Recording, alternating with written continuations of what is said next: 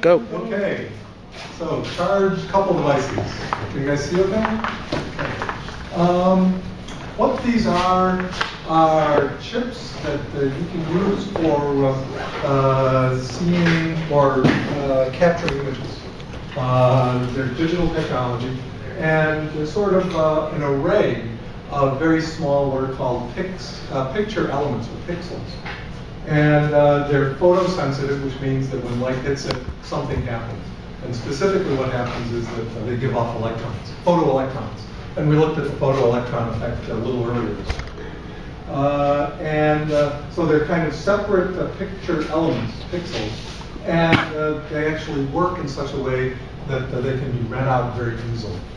And that's what the charge coupled devices are. And so the IV objective is to be able to describe the structure, basically these pixels, how incident light causes charge to build up, pretty easy, how you digitize the image on a CD, and basically how you read it out.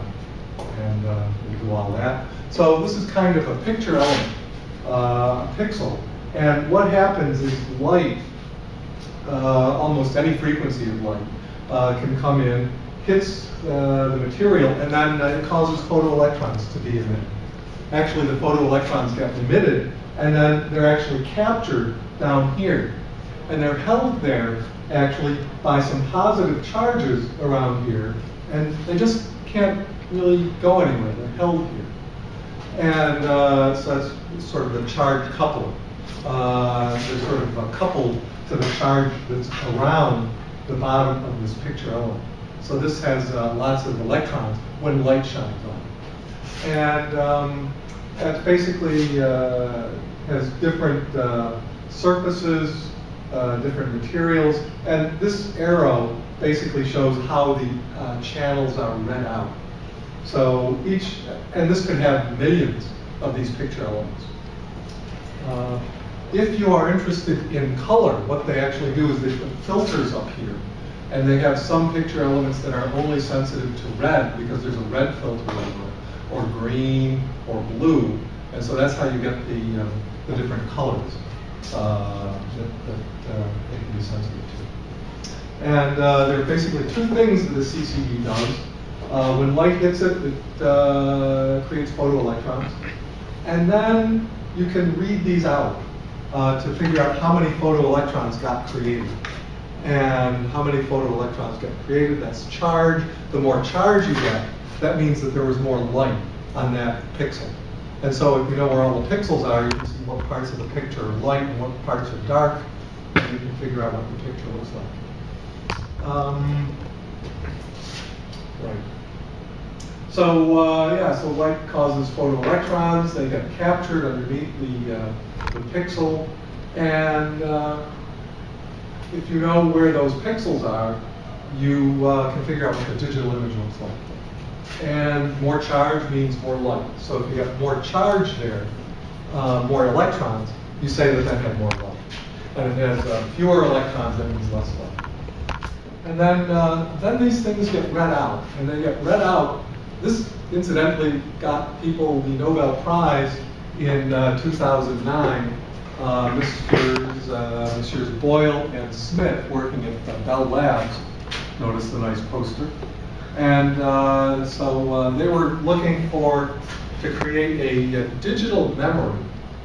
And they created that, but they weren't really thinking that they would actually have something that would be sensitive to light. But turned out that it was.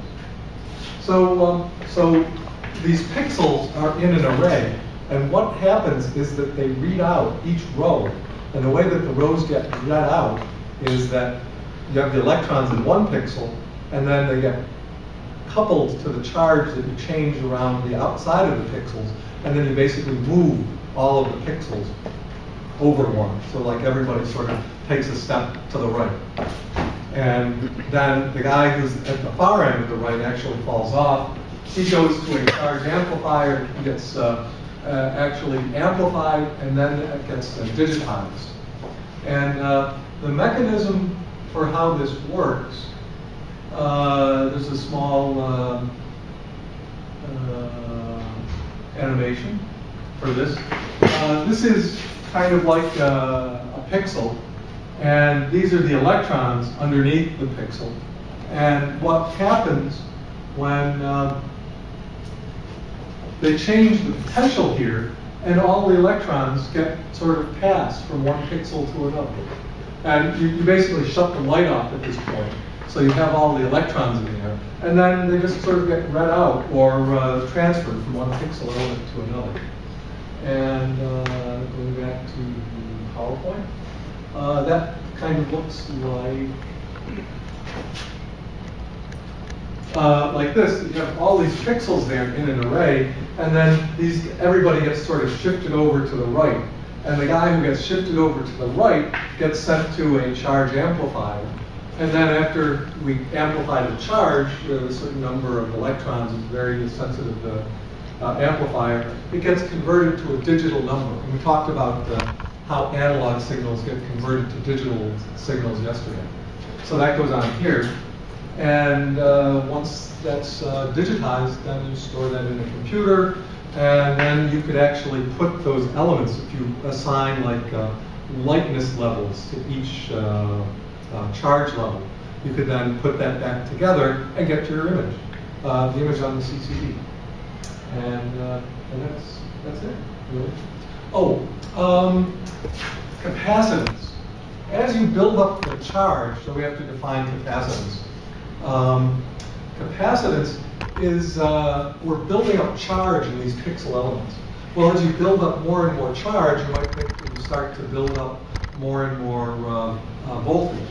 And so you actually get capacitance is the ratio of charge to voltage. So if you put in more charge, you're going to get more voltage. And that ratio between charge and voltage is called capacitance. And the units of capacitance in the MKS system, 1 coulomb for 1 volt.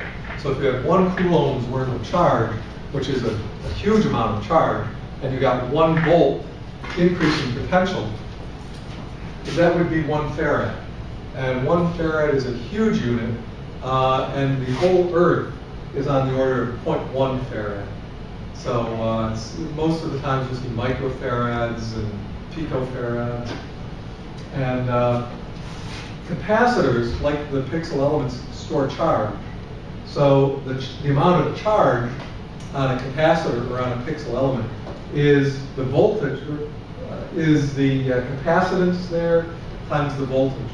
Or you can turn that around and say, well, if I know the charge, I can divide by the capacitance to get the voltage. And that's the sort of thing that IB will ask you to do. And then, as far as the quality of the images, a couple of things that are important. Quantum efficiency, the magnification, which we all need to know what we did for optics. And if you want to resolve something on a CCD, you have to make sure that the distance on the CCD between one point and another is at least twice the pixel element spacing. And because if it's less than that, you can have those 2 points on pixels right next to each other, and then you wouldn't be able to say, well, it's separate. It would look like one image. And how this plays out into image quality. So quantum efficiency, it's just the efficiency of getting a photoelectron. So typically around 70%, 60%. So that means that if you send 100 photons in, that you'll get 60 or 80 photoelectrons coming in. And the others, the other photons, they just don't create anything. Magnification, this is exactly what we do for optics, that it's